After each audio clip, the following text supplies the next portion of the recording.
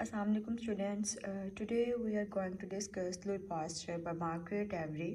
आज के इस लेक्चर में मैं सिर्फ आप लोगों के साथ इंट्रोडक्शन जो है वो शेयर करूंगी कि लुई पास्चर जो है वो कौन था, लुई पास्चर लिखा किसने है, लुई पास्चर पैदा किधर हुआ है, लुई पास्चर कितना पैट्रियोटिक था, उसकी अचीवमेंट्स क्या हैं और जो है वो उसकी जो है वो डिस्कवरीज क्या है, लुई पास्चर की डेथ कब हुई है। इसके साथ ही हम अपने चैप्टर को स्टार्ट करते हैं। सबसे पहले तो हम ये पढ़ेंगे कि लुई पास्चर जो है वो चैप्टर किस राइटर ने लिखा है। मार्गरेट एवरी नाम का एक बंदा है जिसने अपनी बुक 6 ग्रेट साइंटिस्ट जो कि उसने 1930 में लिखी थी, उस बुक के अंदर एक चैप्टर उसने जो है वो लुई पास्चर के नाम से जो है वो लिखा था और वही चैप्टर जो है वो हम जो है वो आज डिस्कस करेंगे। हम अपने चैप्टर को स्टार्ट करते हैं। सबसे पहले हम लुई पास्चर की अर्ली लाइफ के बारे में पढ़ेंगे, उसकी ज़िंदगी के बारे में पढ़ेंगे कि वो पैदा कहाँ पर हुआ है, उसके वालिद क्या करते थे, वो कैसा स्टूडेंट था, वो कैसा तालिब इल्म था और जो है फिर उसने डिग्री कौन कौन सी हासिल की है, उसकी अचीवमेंट्स क्या हैं। तो हम लुई पास्चर की अर्ली लाइफ को स्टार्ट करते हैं। लुई पास्चर जो है वो डॉल में पैदा हुआ है जो कि फ्रांस का ही एक ज़िला है।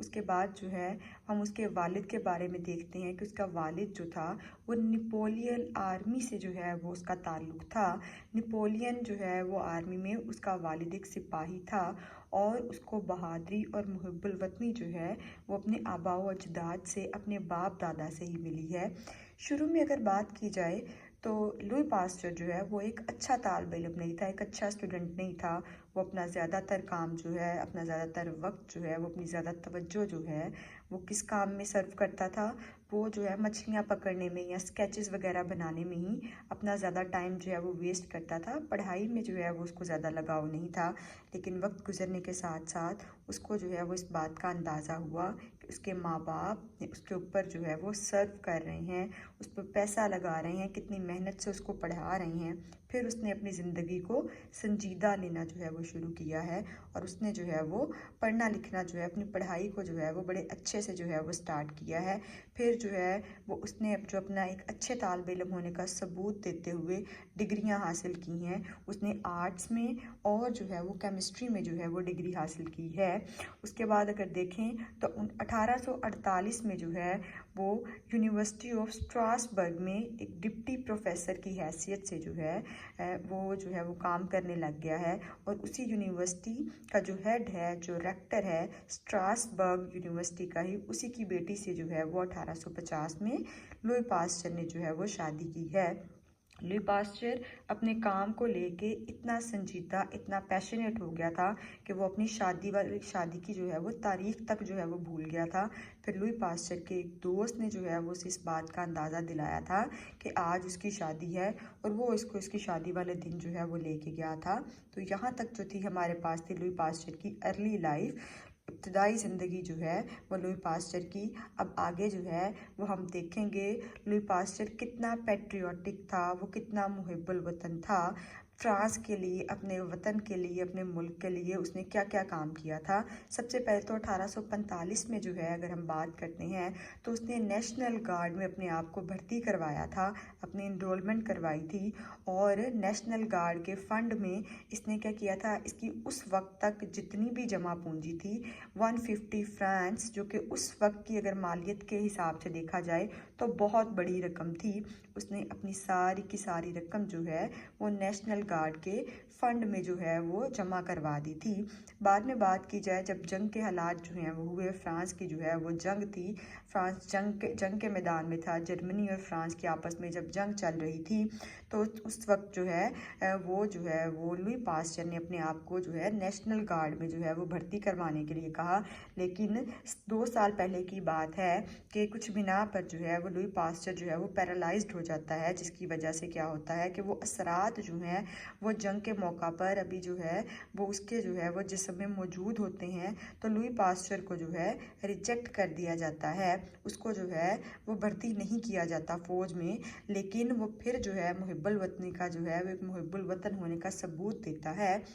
यूनिवर्सिटी ऑफ बॉन, जो कि जर्मनी की ही यूनिवर्सिटी थी, लेकिन जब फ्रांस और जर्मनी में जंग छिड़ी तो लुई पास्चर ने उस यूनिवर्सिटी को उसकी डिग्री, जो उन्होंने लुई पास्चर को डॉक्टर ऑफ मेडिसिन की डिग्री दी थी, इसने यूनिवर्सिटी ऑफ बॉन, जिसका ताल्लुक जर्मनी से था, वो डिग्री जो है वापस कर देता है कि जब आपका मुल्क जो है वो हमारे मुल्क के हालात जो हैं वो अच्छे नहीं हैं, तो मैं कैसे जो है वो आप लोगों के से डिग्री जो है वो रख सकता हूँ। उसने उनको डिग्री जो है वो वापस कर दी थी। तो उसके बाद अगर हम पढ़ते हैं लुई पास्चर के कारनामे, ऐसे कौन कौन से कारनामे किए हैं लुई पास्चर ने जिनकी वजह से इसको आज भी जो है वो याद रखा जाता है। तो सबसे पहले जो है वो हम उसका कारनामा पढ़ते हैं कि लुई पास्चर ने बताया था कि जानदार ही से जो है वो जानदार मार्ज़े वजूद में आता है। जो बेजान चीज़ है उससे जो है वो जानदार मार्ज़े वजूद में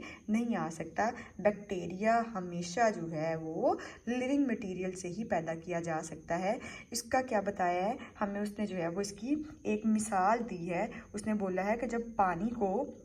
उबाला जाता है, पानी को उबाल के जो है उसमें से जरासीम को ख़त्म किया जाता है, तो जिस वक्त जो है वो आप पानी को फ़िल्टर कर रहे हैं, पानी को जो है वो कहीं स्टोर कर रहे हैं, तो एक ऐसे इन्वायरमेंट में करें जहाँ पर जो है वो जरासीम बिल्कुल भी मौजूद ना हो। तो फिर आप देखेंगे कि पानी में दोबारा से जरासीम पैदा नहीं होंगे। और जो है लुई पास्चर का ही दूसरा कारनामा ये था, उसने क्या किया है, लुई पास्चर ने फ्रांस के अंदर जो है वो शराब की कशीदगी पर जो है वो बात की है। शराब पर जो है वो बात करता है, तो शराब की जो है वो सनत उसने फ्रांस में बहुत ही ज़्यादा जो है वो इम्प्रूव कर दी थी, बहुत ही ज़्यादा जो है वो अच्छी कर दी थी। इससे क्या हुआ है, इससे जो है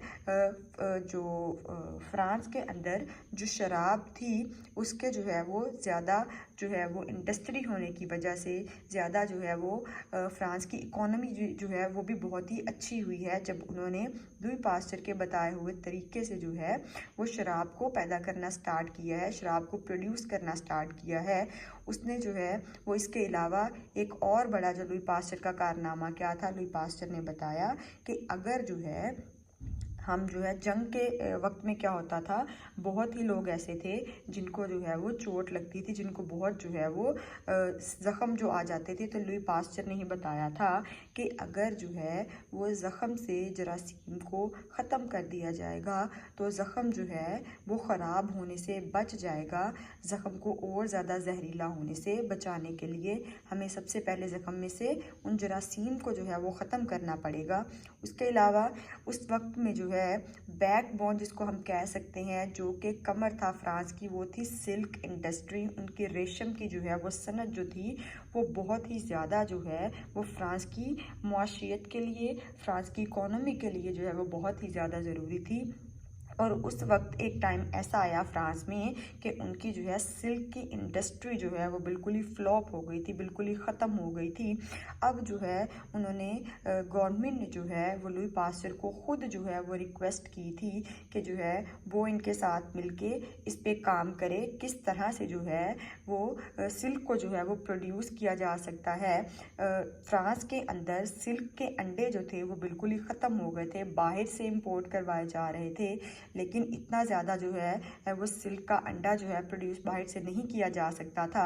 इसलिए जो है वो गवर्नमेंट ने रिक्वेस्ट की लुई पास्चर की कि ताकि जो है वो इनको जो है इस मामले में मदद कर सके। तो फिर लुई पास्चर ने जो है वो इनको बताया था जो बीमार अंडे हैं उनको अलग रखा जाए, जो सेहतमंद अंडे हैं उनको अलग रखा जाए, और जो है जहाँ पर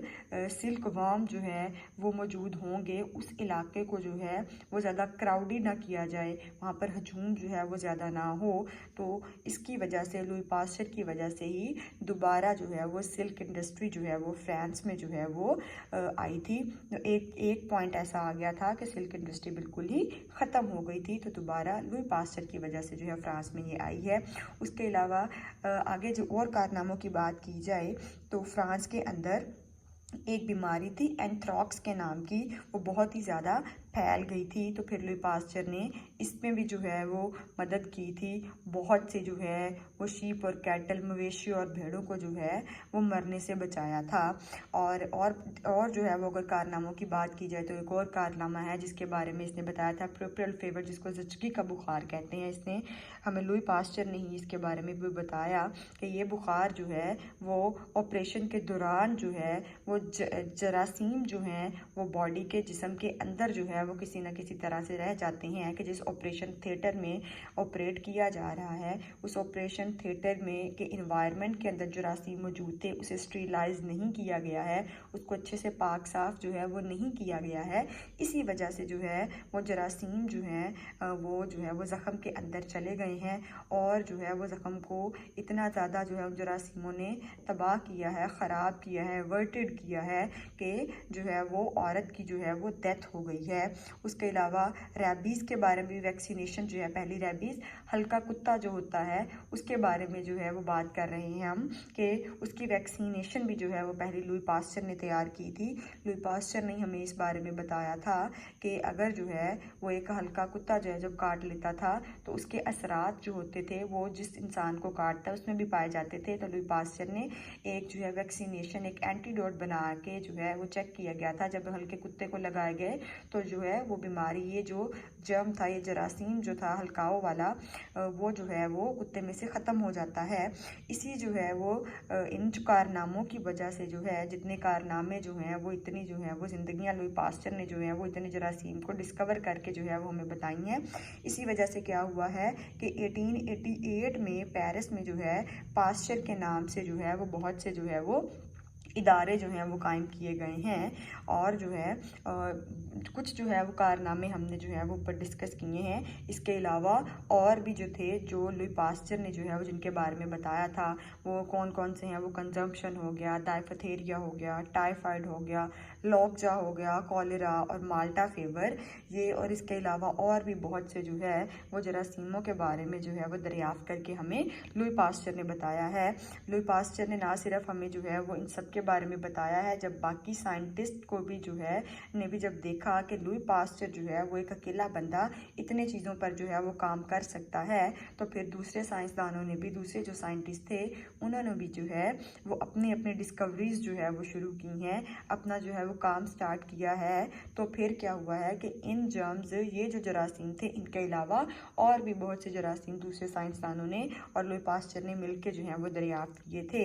और लुई पास्चर ने की जो वफ़ात है, लुई पास्चर 1895 में, जिस वक्त में उनकी उम्र जो है वो 73 साल थी, 73 साल की उम्र में लुई पास्चर ने जो है वो वफ़ात पाई है। तो ये था हमारे पास हमारा आज का लेक्चर लुई पास्चर, जो जिसके बारे में हमने लुई पास्चर की जो है वो पूरी की पूरी ज़िंदगी के बारे में जो है वो इस लेक्चर में पढ़ा है। इंशाल्लाह अगले लेक्चर में हम लोग जो हैं वो लुई पास्चर का टेक्स्ट जो है वो पढ़ना स्टार्ट करेंगे।